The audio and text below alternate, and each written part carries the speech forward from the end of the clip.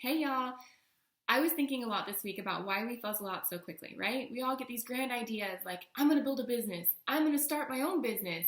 I'm gonna, I don't know. I'm gonna meal plan for the next month. I'm gonna clean out my garage. I'm gonna spring clean. I'm gonna, build a garden. Whatever you wanna do, whatever you find joy in. And everyone finds these big projects that they can do and these big things they can do. And then they fizzle out, right? Like about a week or two in, they're like, oh, I'm so tired. This is so overwhelming. This is so much more than I thought it was going to be.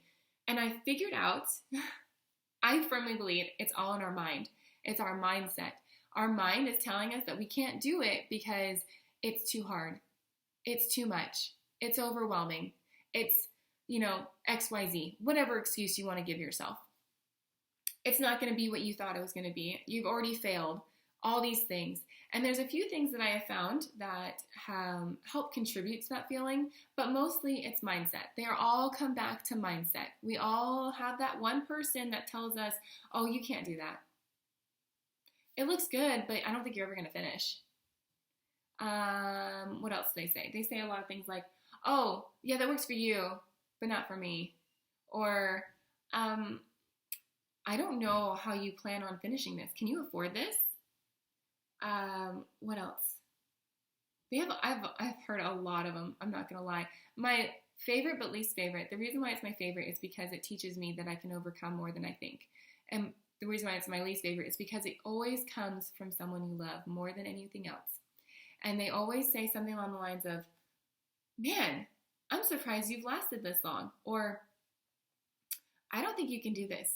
I think it's going to be super overwhelming for you here in about a week, and you're just going to stop. You're going to quit. And those are the things that just absolutely crush me because I'm like, wow, thank you. But at the same time, they show me, you know what? I'm going to prove you wrong. And that's the mindset we need to go around with. Because when everyone, all these naysayers, everyone who just comes at you and tells you that you can't do anything right and that no matter what, you're going to fail, those are the people who are going to want to be with you when you succeed. How crazy is that, right? So just remember that. Instead of being upset and dragging yourself down and be like, oh, they're right. Be like, yeah, they're not right. It may have been true in the past, but it's not true today. Because today, I'm going to crush this. I'm going to finish this. I'm going to be better than you've ever seen in your whole life. And nothing you can say or do is going to change that opinion of me. It's that simple. It's that simple. So you can start with that. I like vision boards as well. I feel like vision boards are super helpful to help kind of like mentally remind you of what you need to do. And the thing with vision boards is that what everyone tends to forget is at night you need to write down all your fears and all your doubts and then rip it up, burn it, get rid of it. Don't keep it around because you need to brain dump all that stuff. Another thing I have found is brain dumping all your fears just in general. Like before you start a project, brain dumping everything, rip them up, tear them up, crush them up, burn them. I don't care what you do. Just get rid of them. So you're teaching your mind those things aren't going to stay. That's the reason why vision boards are so successful is because when at the end of the day you come down you come back to the vision board and you look at everything and you're like, oh, I can't do this because I'm not successful. Or I can't do this because I'm not bold. I can't just because I don't have anyone following me. You can easily do this. And so you're going to write all those down, rip it up, crush it up, or burn it and get rid of it. Your mind needs to see you destroying those thoughts because that's what's going to help you to overcome those thoughts. Another thing that I have found that helps is 5, 4, 3, 2, 1. Mel Robbins does this amazing thing where she was going through a really rough time in her life and she just couldn't get out of bed. Her alarm would go off and she would just lay there. She wouldn't get out of bed. She couldn't get out of bed. She was so down. And so one day, I think it was about 3 to 6 months in, I'm probably going a little extra on that one. I'm not going to lie. I just remember those numbers. So it might be like weeks. Don't judge me if it is. But she just one day, the night before, I think she had watched something about NASA, and she had thought about the fact that something needed to change. And so she woke up And she was like, okay, let's do this. The alarm went off. She goes, 5, 4, 3, 2, 1, and stands right out of bed. So the thing is that you have to say it aloud, and you have to do it. Adding on to this, if you don't do it, I'm going to throw in what Cesar Rodriguez does. And if you don't know him, you should look him up because he's amazing as well. But he talks about the fact that you need to be 10 times bolder. And when you're not 10 times bolder, when you don't do that thing, when you don't finish your project, when you don't get up and act right then, you have to snap a rubber band on your wrist. Because you're teaching your mind that every time you don't follow through with what you need to do, there's a pain involved. You need to send out those messages for your work and didn't.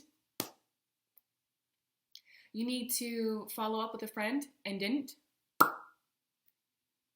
You need to get up and work with your kids for homeschooling because you didn't do it. If you need to go out and finish your project, making a table, building a garden, whatever it is, and you didn't do it, gotta pop it. Snap it against your wrist.